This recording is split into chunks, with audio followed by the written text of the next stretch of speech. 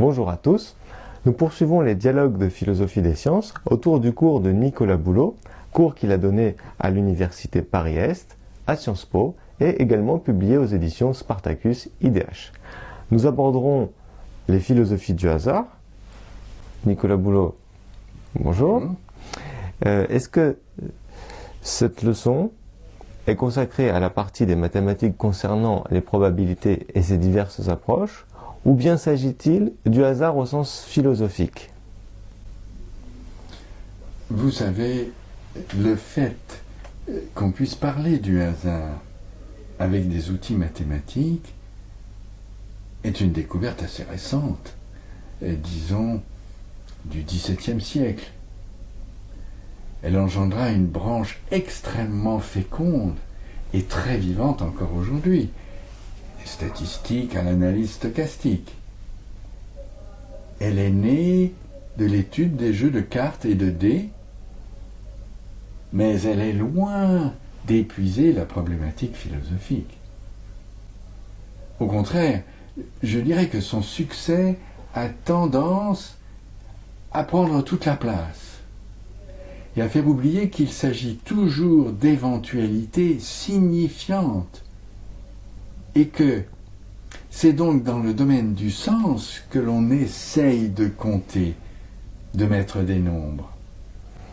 Le paysage était-il plus simple au Moyen-Âge et à l'Antiquité? Les anciens ne voyaient pas le devenir comme nous le pensons aujourd'hui.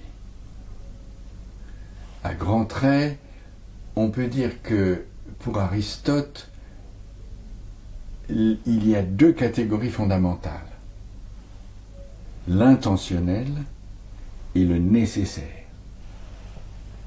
À quoi il faut ajouter la chance ou la malchance des hommes, c'est-à-dire leur bonne étoile, leur fortune. Les dieux, les demi-dieux et autres divinités locales avaient leurs intentions, et la nature elle-même avait son vouloir propre. Il revient, je crois, à Cicéron, 2 siècles plus tard, de faire le travail délicat d'écarter ces deux catégories. Il fait ça dans le De Divinatione, en dialogue avec son frère Quintus, qui joue un peu le rôle du naïf superstitieux. C'est le hasard moderne que Cicéron dégage ainsi. Il s'agit exactement d'un désenchantement partiel. Il y a des choses dont les dieux ne s'occupent pas. Il est contre la religion, comme son contemporain Lucrèce. En tout cas, Cicéron s'oppose vigoureusement aux oracles. Et ce qu'il écrit est intéressant à propos de l'oracle de Delphes, qui, comme vous savez, était encore consulté pour les décisions importantes par tous les dignitaires de tout l'Empire romain. Il rapporte qu'à l'époque de Démosthène, l'oracle était tendancieux. Il a un biais idéologique en faveur de Philippe de Macédoine. Il dit l'oracle philippisait. Un peu comme aujourd'hui, les agences de notation tentent de faire passer leur lecture partisane pour de l'objectivité. Alors, qu'en est-il du hasard entre Cicéron et, disons, Pascal? Oui, alors Aristote eut plus d'influence sur le Moyen-Âge que Cicéron. Cela mériterait d'être approfondi. Les auteurs théologiens du christianisme en parlent, et même du problème des choix moraux dans l'incertain.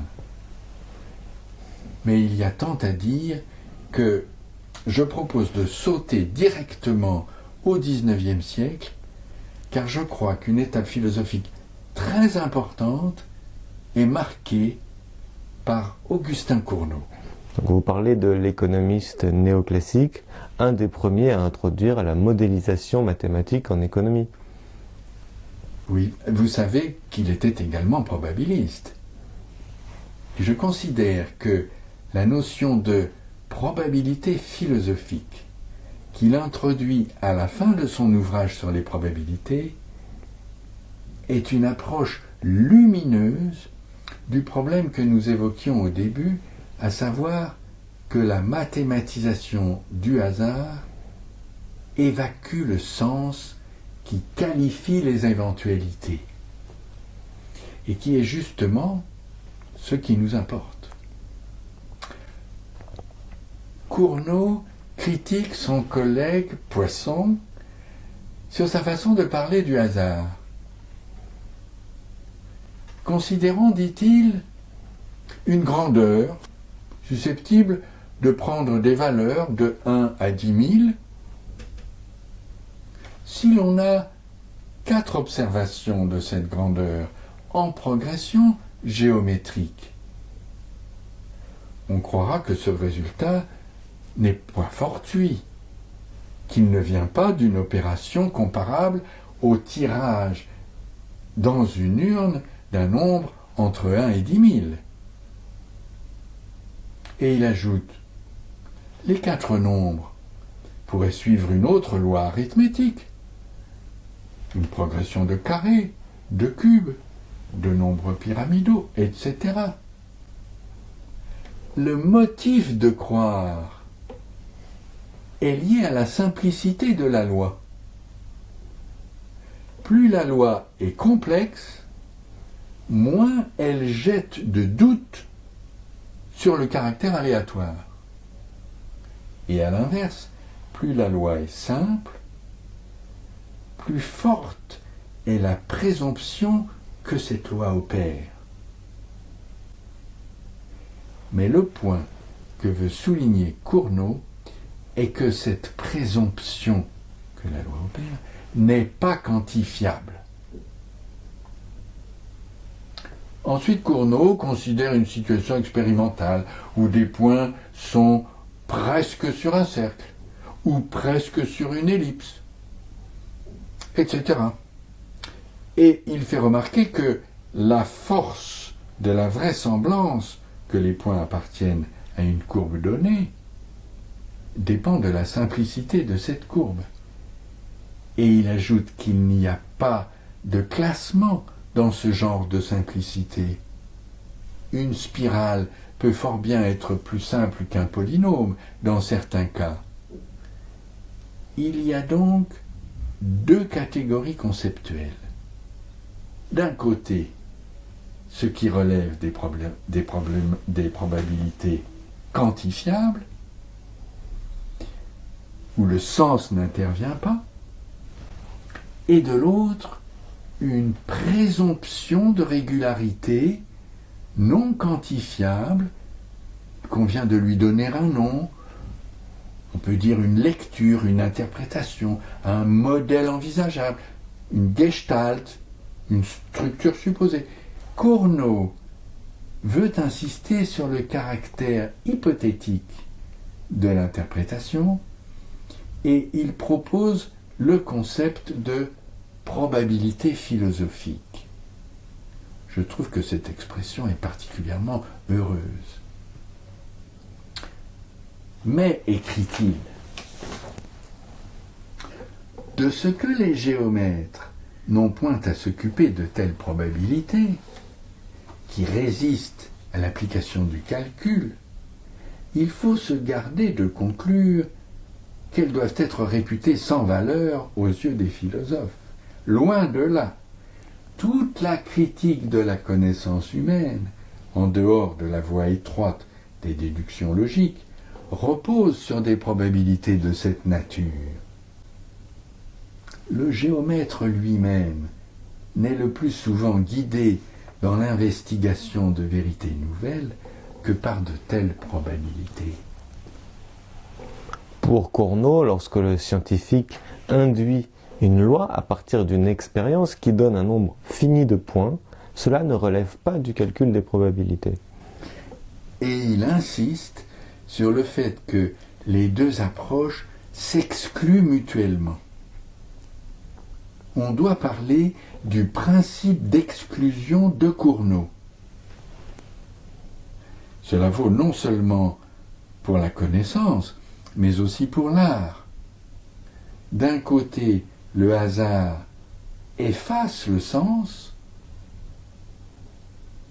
Par exemple, en architecture, lorsque les modernes veulent abandonner tous les styles des siècles passés, supprimer les symétries, etc., ils font appel au hasard.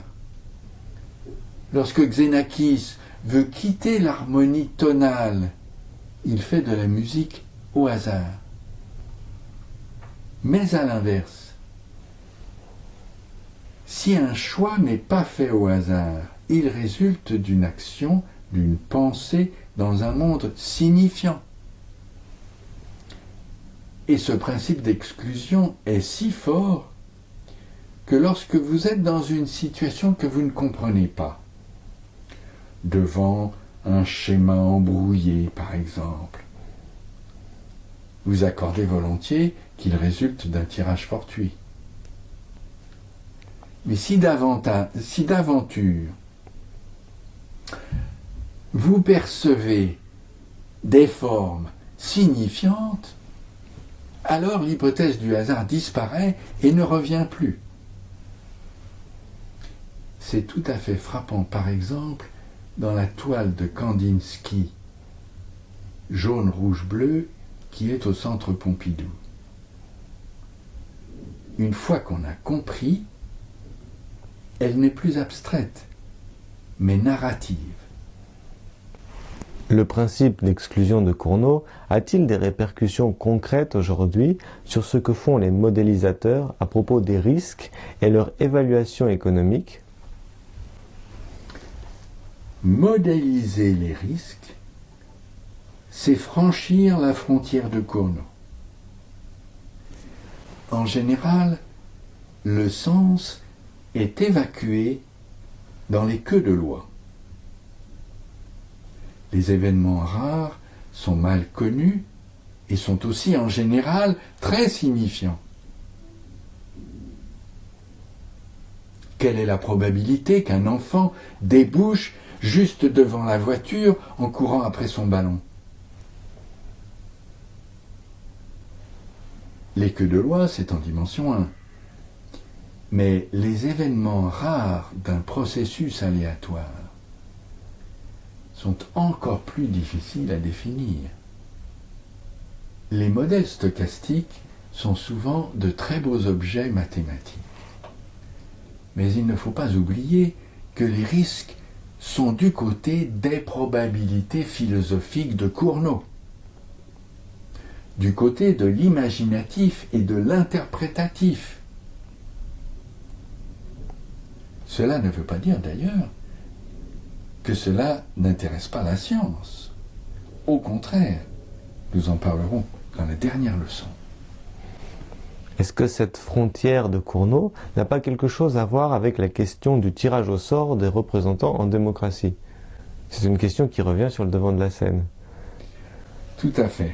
Mais se surrajoute la question du fonctionnement des institutions politiques et en l'occurrence la possibilité de leur évolution spontanée. C'est un vaste sujet passionnant, mais nous ne pouvons que l'effleurer. Les Grecs attribuaient, comme vous savez, les charges administratives par un système de tirage au sort, assorti d'une évaluation populaire en fin de mandat. Aujourd'hui, il y a beaucoup d'expériences assez diverses.